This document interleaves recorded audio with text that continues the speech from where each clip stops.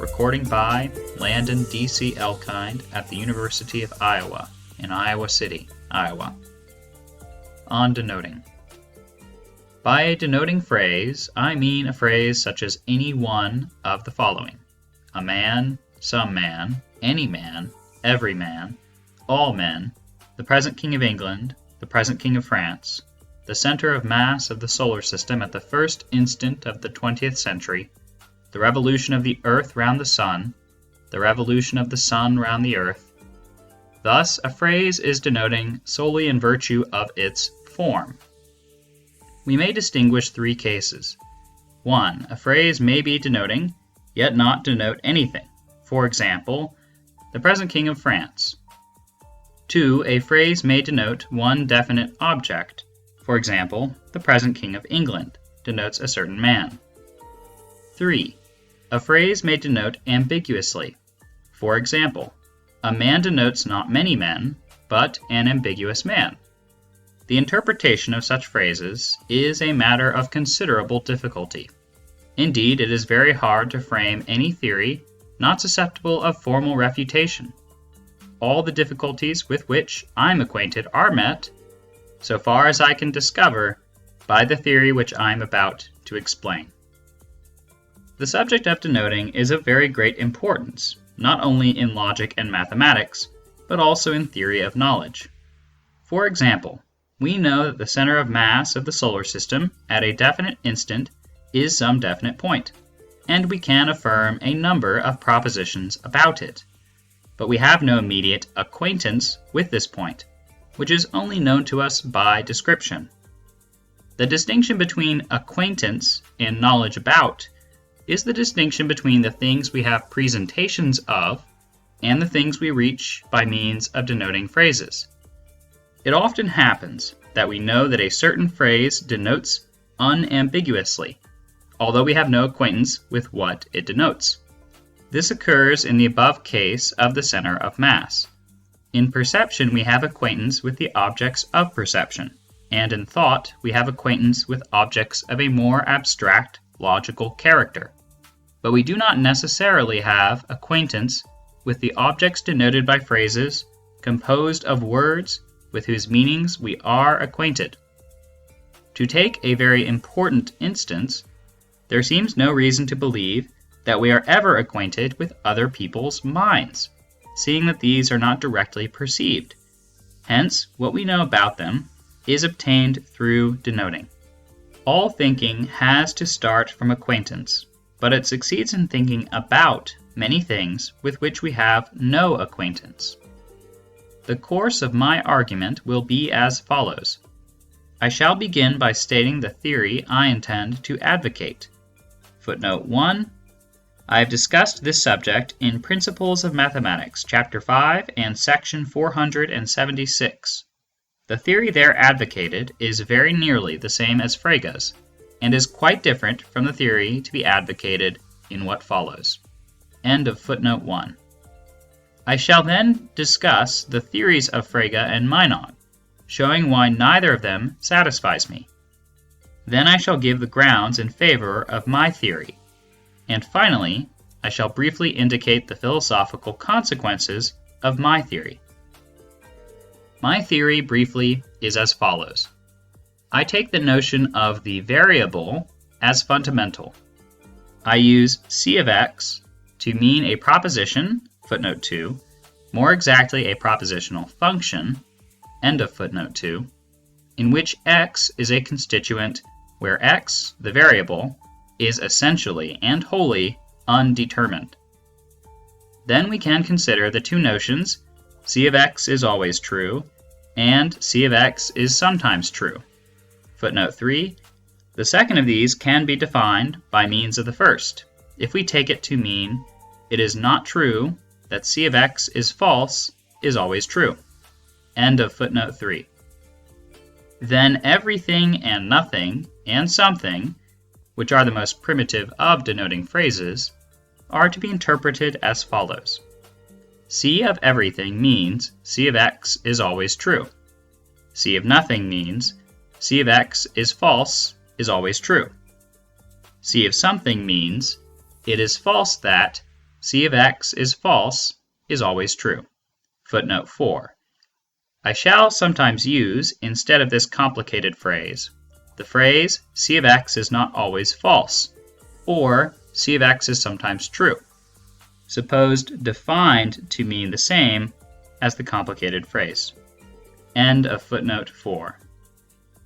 Here the notion C of x is always true is taken as ultimate and indefinable, and the others are defined by means of it.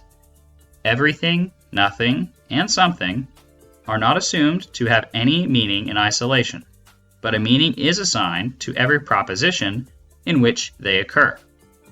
This is the principle of the theory of denoting I wish to advocate, that denoting phrases never have any meaning in themselves, but that every proposition in whose verbal expression they occur has a meaning.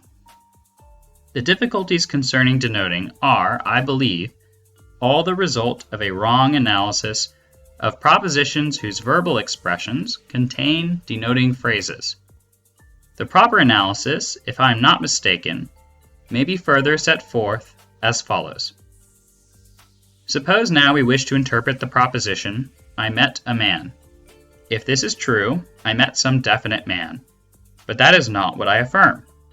What I affirm is, according to the theory I advocate, I met X, and X is human, is not always false. Generally, defining the class of men as the class of objects having the predicate human, we say that C of a man means C of X and X is human is not always false. This leaves a man by itself wholly destitute of meaning, but gives a meaning to every proposition in whose verbal expression a man occurs. Consider next the proposition, all men are mortal.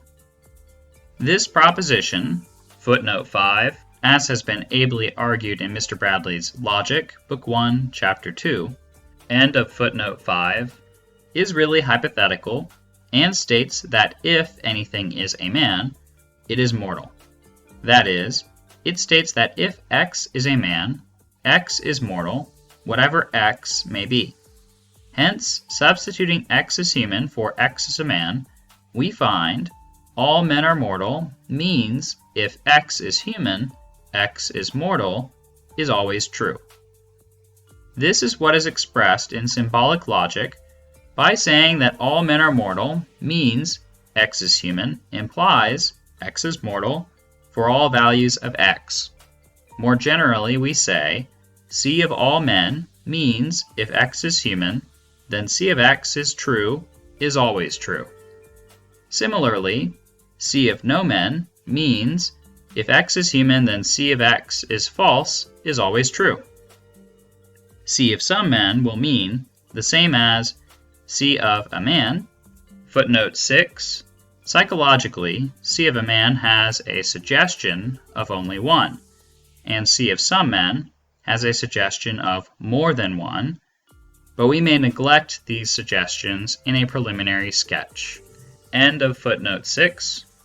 And C of a man means it is false that C of X and X is human is always false.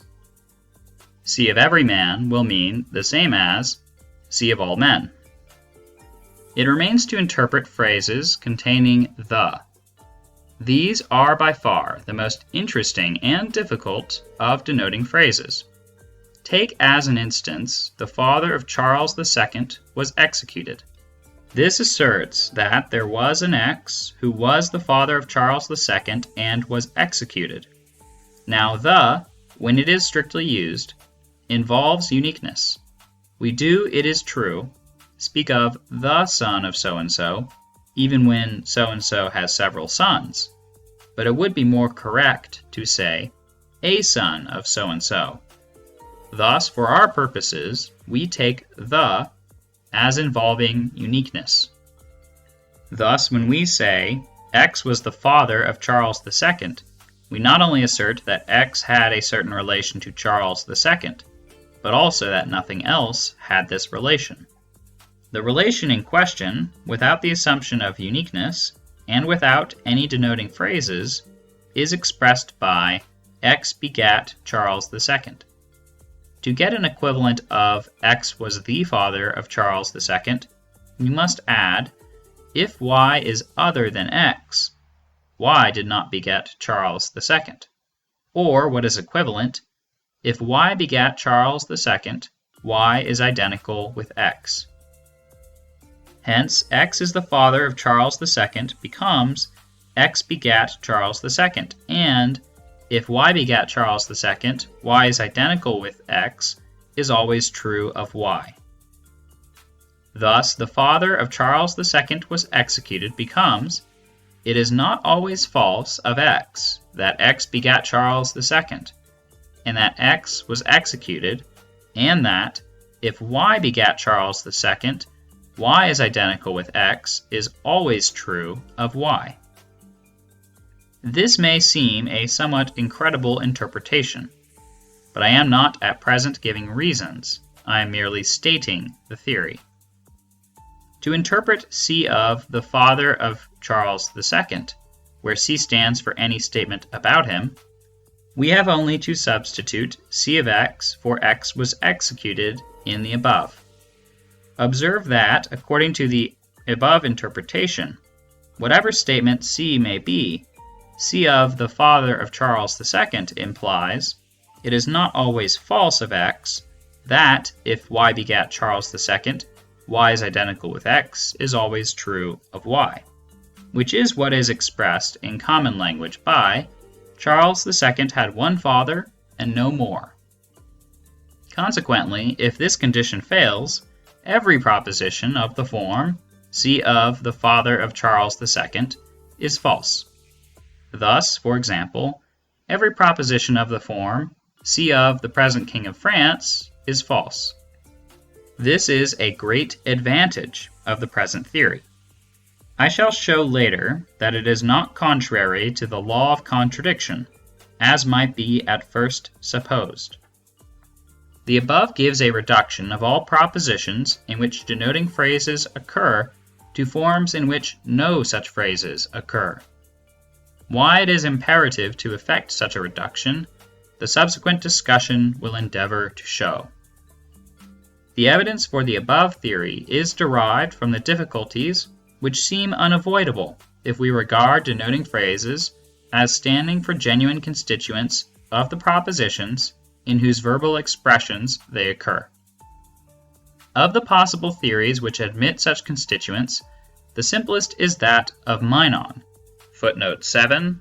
See Untersuchungen zur Gegenstandstheorie und Psychologie, Leipzig, 1904, the first 3 articles by Meinong, Ameseder, and Mali, respectively. End of footnote 7. This theory regards any grammatically correct denoting phrase as standing for an object. Thus, the present King of France, the round square, and so on, are supposed to be genuine objects. It is admitted that such objects do not subsist, but nevertheless they are supposed to be objects. This is in itself a difficult view, but the chief objection is that such objects, admittedly, are apt to infringe the law of contradiction. It is contended, for example, that the existent present King of France exists and also does not exist, that the round square is round and also not round, and so on. But this is intolerable, and if any theory can be found to avoid this result, it is surely to be preferred. The above breach of the law of contradiction is avoided by Frege's theory. He distinguishes, in a denoting phrase, 2 elements, which we may call the meaning and the denotation. Footnote 8.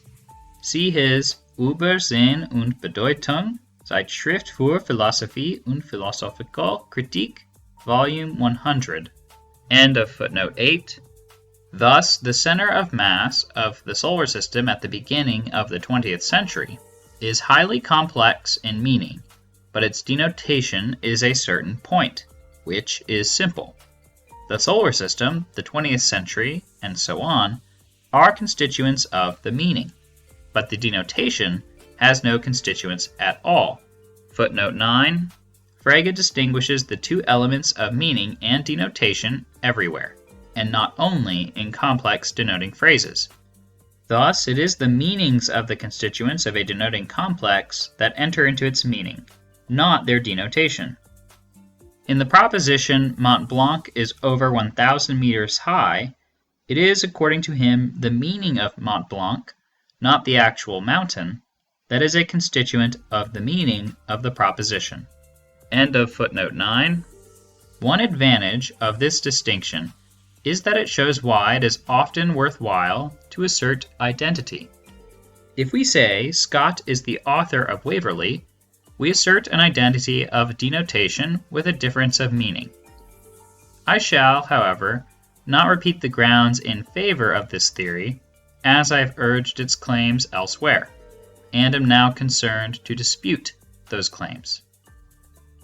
One of the first difficulties that confront us when we adopt the view that denoting phrases express a meaning and denote a denotation, footnote 10, in this theory we shall say that the denoting phrase expresses a meaning, and we shall say both of the phrase and of the meaning that they denote a denotation. In the other theory, which I advocate, there is no meaning and only sometimes a denotation. End of footnote 10 concerns the cases in which the denotation appears to be absent. If we say the King of England is bald, that is, it would seem, not a statement about the complex meaning, the King of England, but about the actual man denoted by the meaning. But now consider the King of France is bald. By parity of form, this also ought to be about the denotation of the phrase, the King of France. But this phrase, though it has a meaning, provided the King of England has a meaning, has certainly no denotation, at least in any obvious sense. Hence one would suppose that the King of France is bald ought to be nonsense. But it is not nonsense, since it is plainly false. Or again, consider such a proposition as the following. If U is a class which has only one member, then that one member is a member of U. Or, as we may state it, if U is a unit class, the U is a U. This proposition ought to be always true, since the conclusion is true whenever the hypothesis is true. But the U is a denoting phrase, and it is the denotation, not the meaning, that is said to be a U. Now, if U is not a unit class, the U seems to denote nothing. Hence, our proposition would seem to become nonsense as soon as U is not a unit class. Now, it is plain that such propositions do not become nonsense merely because their hypotheses are false. The king in The Tempest might say, if Ferdinand is not drowned, Ferdinand is my only son. Now, my only son is a denoting phrase, which, on the face of it, has a denotation when and only when I have exactly one son.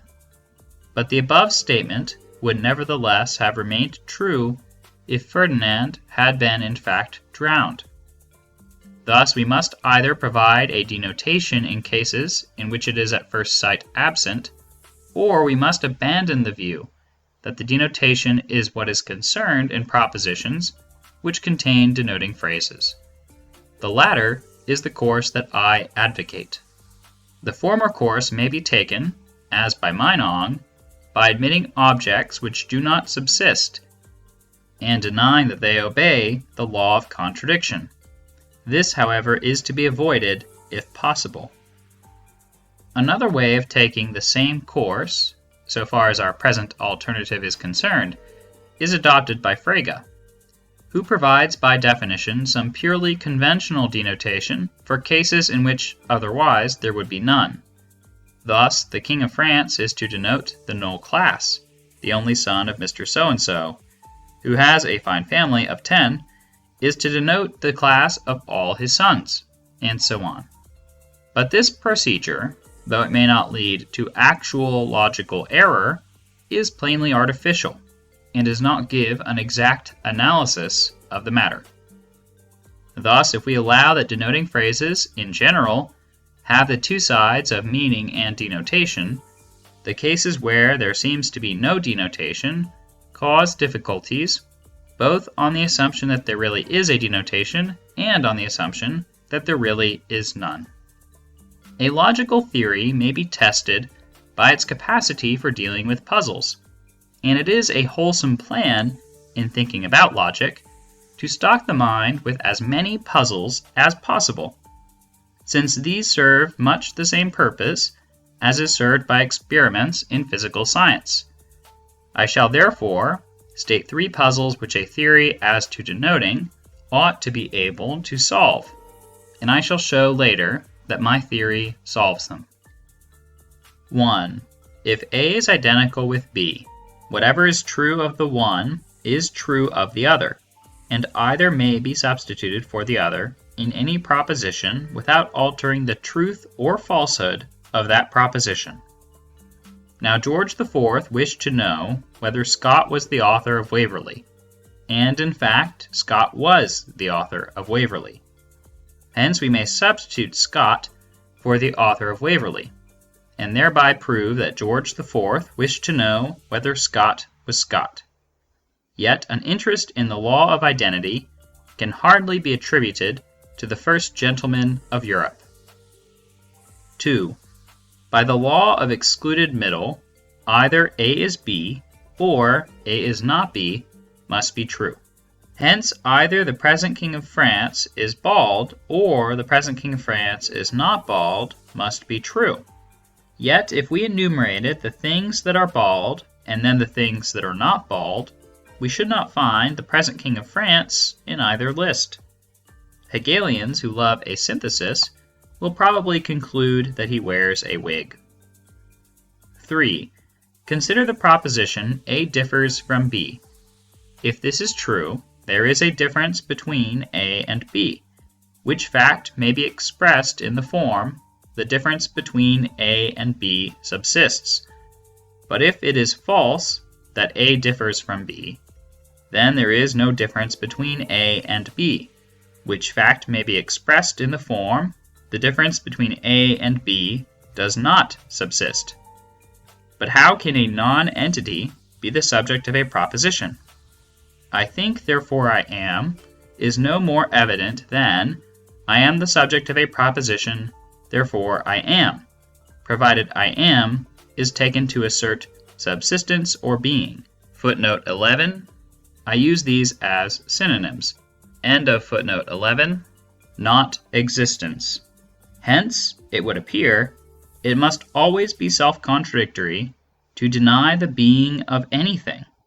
But we have seen in connection with Meinong that to admit being also sometimes leads to contradictions. Thus, if A and B do not differ, to suppose either that there is or that there is not such an object as the difference between A and B seems equally impossible. The relation of the meaning to the denotation involves certain rather curious difficulties, which seem in themselves sufficient to prove that the theory which leads to such difficulties must be wrong. When we wish to speak about the meaning of a denoting phrase as opposed to its denotation, the natural mode of doing so is by inverted commas. Thus we say, the center of mass of the solar system is a point, not a denoting complex. Quote, the center of mass of the solar system, unquote, is a denoting complex, not a point. Or again, the first line of Gray's elegy states a proposition. Quote, the first line of Gray's elegy, unquote, does not state a proposition. Thus, taking any denoting phrase, say C, we wish to consider the relation between C and, quote, C, unquote, where the difference of the two is of the kind exemplified in the above two instances. We say, to begin with, that when C occurs, it is the denotation that we are speaking about. But when, quote, C, unquote, occurs, it is the meaning. Now the relation of meaning and denotation is not merely linguistic, through the phrase. There must be a logical relation involved, which we express by saying that the meaning denotes the denotation. But the difficulty which confronts us is that we cannot succeed in both preserving the connection of meaning and denotation and preventing them from being one and the same. Also, that the meaning cannot be got at except by means of denoting phrases. This happens as follows. The one phrase see was to have both meaning and denotation. But if we speak of, quote, the meaning of see, unquote, that gives us the meaning, if any, of the denotation. Quote, the meaning of the first line of Gray's elegy, unquote, is the same as, quote, the meaning of, quote, the curfew tolls the knell of parting day, unquote, unquote, and is not the same as, quote, the meaning of, quote, the first line of Gray's elegy, unquote, unquote.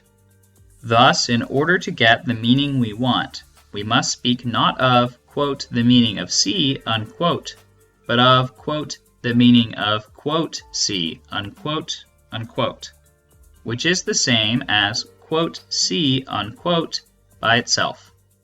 Similarly, quote, the denotation of see, unquote, does not mean the denotation we want, but means something which, if it denotes at all, denotes what is denoted by the denotation we want.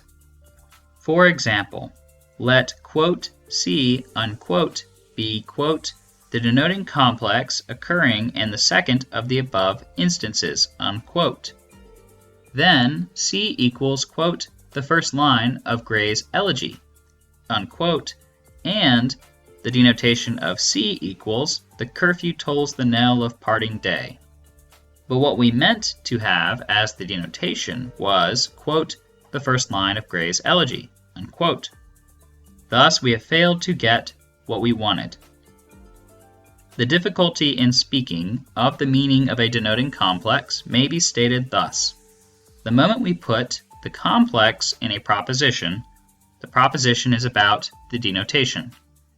And if we make a proposition in which the subject is, quote, the meaning of see, unquote, then the subject is the meaning, if any, of the denotation which was not intended.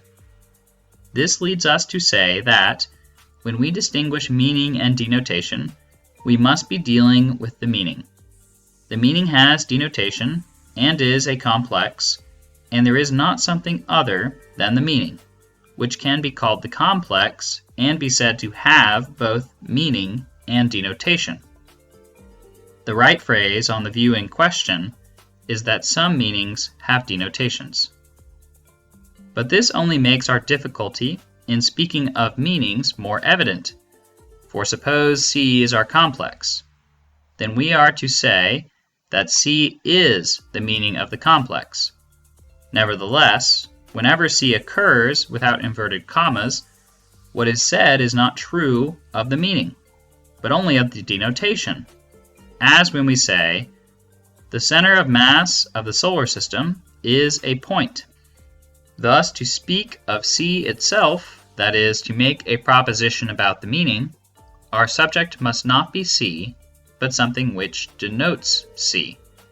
Thus, quote, see, unquote, which is what we use when we want to speak of the meaning, must not be the meaning, but something which denotes the meaning.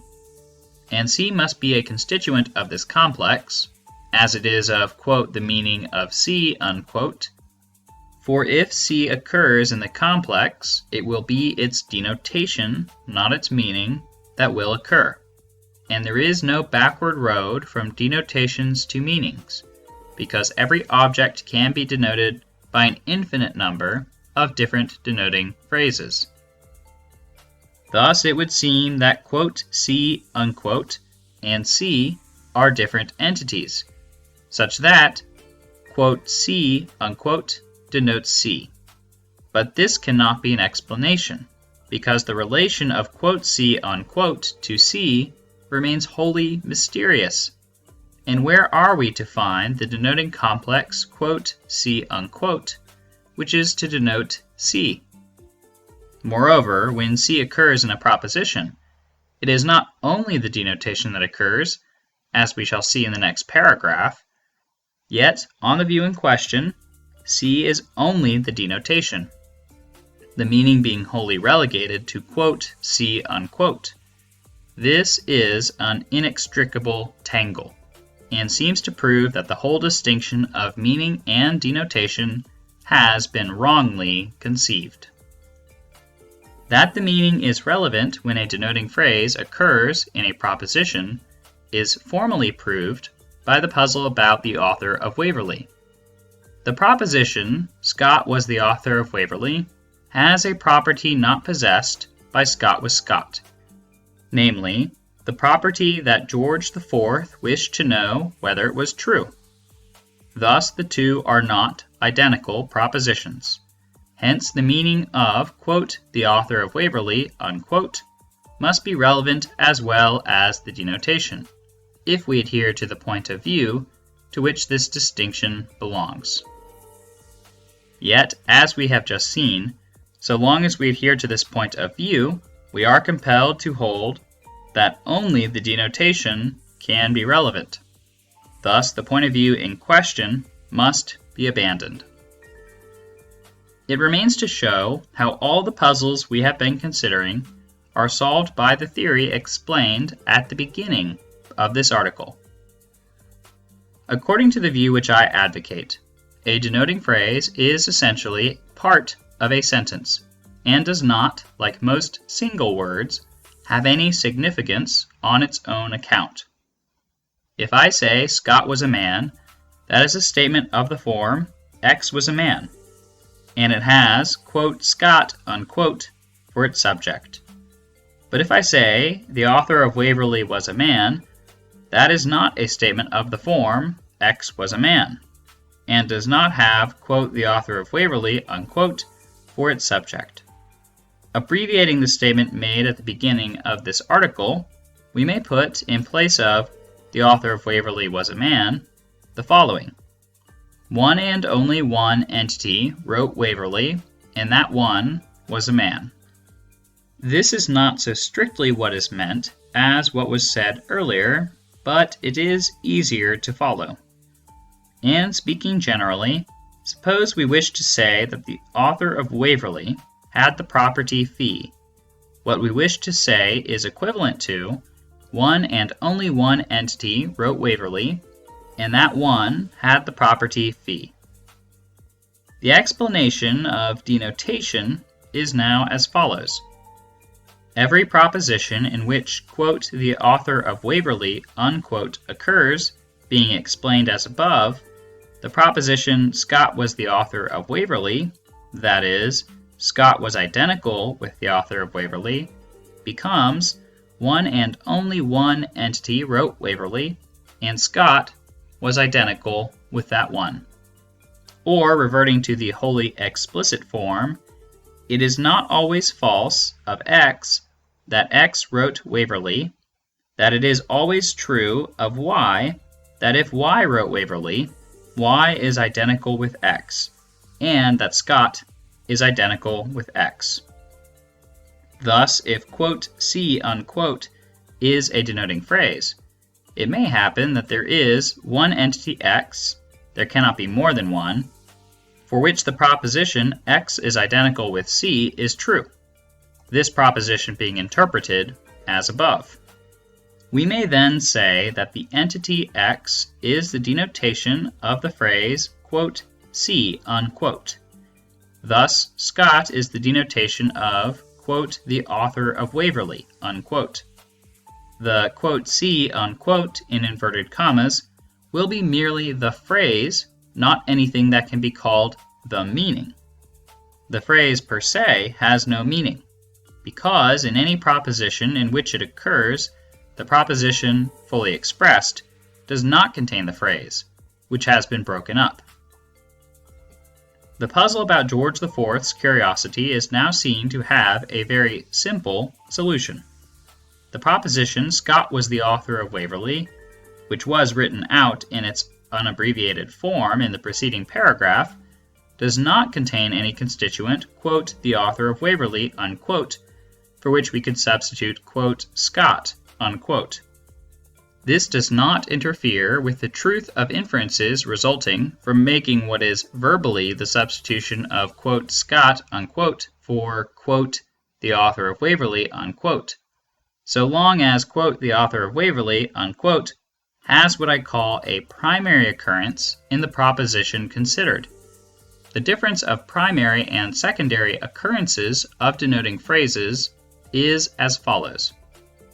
When we say George IV wished to know whether so-and-so, or when we say so-and-so is surprising or so-and-so is true, and so on, the so-and-so must be a proposition. Suppose now that so-and-so contains a denoting phrase. We may either eliminate this denoting phrase from the subordinate proposition so-and-so, or from the whole proposition in which so-and-so is a mere constituent. Different propositions result according to which we do. I have heard of a touchy owner of a yacht, to whom a guest, on first seeing it, remarked, "I thought your yacht was larger than it is." And the owner replied, "No, my yacht is not larger than it is." What the guest meant was, "The size that I thought your yacht was is greater than the size your yacht is." The meaning attributed to him is, "I thought the size of your yacht was greater than the size of your yacht." To return to George IV and Waverley, when we say George IV wished to know whether Scott was the author of Waverley, we normally mean George IV wished to know whether one and only one man wrote Waverley, and Scott was that man. But we may also mean one and only one man wrote Waverley, and George IV wished to know whether Scott was that man. In the latter, "the author of Waverley" has a primary occurrence, in the former a secondary. The latter might be expressed by George IV wished to know concerning the man who in fact wrote Waverley, whether he was Scott. This would be true, for example, if George IV had seen Scott at a distance and had asked, "Is that Scott?" A secondary occurrence of a denoting phrase may be defined as one in which the phrase occurs in a proposition P, which is a mere constituent of the proposition we are considering, and the substitution for the denoting phrase is to be effected in P, not in the whole proposition concerned. The ambiguity as between primary and secondary occurrences is hard to avoid in language, but it does no harm if we are on our guard against it. In symbolic logic, it is, of course, easily avoided. The distinction of primary and secondary occurrences also enables us to deal with the question whether the present King of France is bald or not bald, and generally with the logical status of denoting phrases that denote nothing. If "C" is a denoting phrase, say "the term having the property F," then C has the property phi means one and only one term has the property F, and that one has the property phi. Footnote 12. This is the abbreviated, not the stricter, interpretation. End of footnote 12. If now the property F belongs to no terms or to several, it follows that C has the property phi is false for all values of phi. Thus, the present King of France is not bald is false if it means there is an entity which is now King of France and is not bald, but is true if it means it is false that there is an entity which is now King of France and is bald. That is, that King of France is not bald is false if the occurrence of "the King of France" is primary, and true if it is secondary. Thus, all propositions in which "the King of France" has a primary occurrence are false. The denials of such propositions are true, but in them "the King of France" has a secondary occurrence. Thus we escape the conclusion that the King of France has a wig. We can now also see how to deny that there is such an object as the difference between A and B in the case when A and B do not differ. If A and B do differ, there is one and only one entity X, such that X is the difference between A and B is a true proposition. If A and B do not differ, there is no such entity X. Thus, according to the meaning of denotation lately explained, quote, the difference between A and B, unquote, has a denotation when A and B differ, but not otherwise. This difference applies to true and false propositions generally. If ARB stands for A has the relation R to B, then when ARB is true, there is such an entity as the relation R between A and B. When ARB is false, there is no such entity. Thus, out of any proposition, we can make a denoting phrase which denotes an entity if the proposition is true, but does not denote an entity if the proposition is false. For example, it is true, at least we will suppose so, that the Earth revolves around the Sun, and false that the Sun revolves around the Earth. Hence, quote, the revolution of the Earth round the Sun, unquote, denotes an entity, while, quote, the revolution of the Sun round the Earth does not denote an entity. Footnote 13. The propositions from which such entities are derived are not identical either with these entities or with the propositions that these entities have being. End of footnote 13. The whole realm of non-entities, such as the round square, the even prime other than 2, Apollo, Hamlet, and so on, can now be satisfactorily dealt with. All these are denoting phrases which do not denote anything. A proposition about Apollo means what we get by substituting what the classical dictionary tells us is meant by Apollo, say, quote, the sun god, unquote. All propositions in which Apollo occurs are to be interpreted by the above rules for denoting phrases. If, quote, Apollo, unquote, has a primary occurrence, the proposition containing the occurrence is false. If the occurrence is secondary, the proposition may be true. So again, the round square is round means there is one and only one entity X, which is round and square, and that entity is round, which is a false proposition, not, as Meinong maintains, a true one. The most perfect being has all perfections. Existence is a perfection, therefore the most perfect being exists becomes there is one and only one entity X, which is most perfect. That one has all perfections. Existence is a perfection. Therefore, that one exists. As a proof, this fails for want of a proof of the premise, there is one and only one entity X, which is most perfect. Footnote 14. The argument can be made to prove validly that all members of the class of most perfect beings exist. It can also be proved formally that this class cannot have more than one member. But taking the definition of perfection as possession of all positive predicates, it can be proved almost equally formally that the class does not have even one member. End of footnote 14. Mr. McColl, Mind numbers number 54 and again number 55, page 401, regards individuals as of two sorts, real and unreal. Hence he defines the null class as the class consisting of all unreal individuals. This assumes that such phrases as the present King of France, which do not denote a real individual, do nevertheless denote an individual, but an unreal one. This is essentially Meinong's theory, which we have seen reason to reject because it conflicts with the law of contradiction. With our theory of denoting, we are able to hold that there are no unreal individuals, so that the null class is the class containing no members, not the class containing as members all unreal individuals. It is important to observe the effect of our theory on the interpretation of definitions which proceed by means of denoting phrases. Most mathematical definitions are of this sort. For example, m minus n means the number which, added to n, gives m.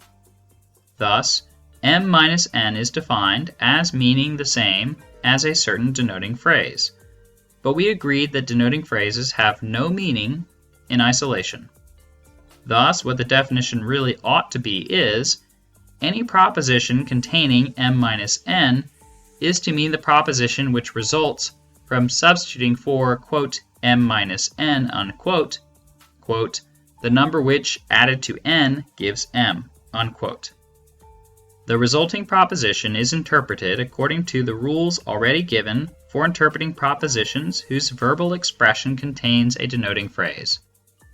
In the case where m and n are such that there is one and only one number x which, added to n, gives m, there is a number x which can be substituted for m minus n in any proposition containing m minus n without altering the truth or falsehood of the proposition. But in other cases, all propositions in which, quote, m minus n, unquote, has a primary occurrence are false.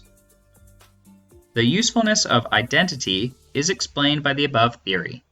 No one outside a logic book ever wishes to say, x is x, and yet assertions of identity are often made in such forms as, Scott was the author of Waverley, or thou art the man. The meaning of such propositions cannot be stated without the notion of identity, although they are not simply statements that Scott is identical with another term, the author of Waverley, or that thou art identical with another term, the man. The shortest statement of Scott is the author of Waverley seems to be, Scott wrote Waverley, and it is always true of Y that if Y wrote Waverley, Y is identical with Scott. It is in this way that identity enters into Scott is the author of Waverley, and it is owing to such uses that identity is worth affirming. One interesting result of the above theory of denoting is this. When there is anything with which we do not have immediate acquaintance, but only definition by denoting phrases, then the proposition in which this thing is introduced by means of a denoting phrase do not really contain this thing as a constituent, but contain instead the constituent expressed by the several words of the denoting phrase. Thus, in every proposition that we can apprehend, that is, not only in those whose truth and falsehood we can judge of, but in all that we can think about, all the constituents are really entities with which we have immediate acquaintance. Now, such things as matter, in the sense in which matter occurs in physics, and the minds of other people, are known to us only by denoting phrases. That is, we are not acquainted with them, but we know them as what has such and such properties. Hence, although we can form propositional functions c of x, which must hold of such and such a material particle, or of so-and-so's mind, yet we are not acquainted with the propositions which affirm these things that we know must be true, because we cannot apprehend the actual entities concerned. What we know is so-and-so has a mind which has such and such properties, but we do not know A has such and such properties, where A is the mind in question. In such a case, we know the properties of a thing without having acquaintance with the thing itself, and without, consequently, knowing any single proposition of which the thing itself is a constituent. Of the many other consequences of the view I have been advocating, I will say nothing. I will only beg the reader not to make up his mind against the view, as he might be tempted to do, on account of its apparently excessive complication, until he has attempted to construct a theory of his own on the subject of denotation. This attempt, I believe, will convince him that, whatever the true theory may be, it cannot have such a simplicity as one might have expected beforehand. End of On Denoting by Bertrand Russell.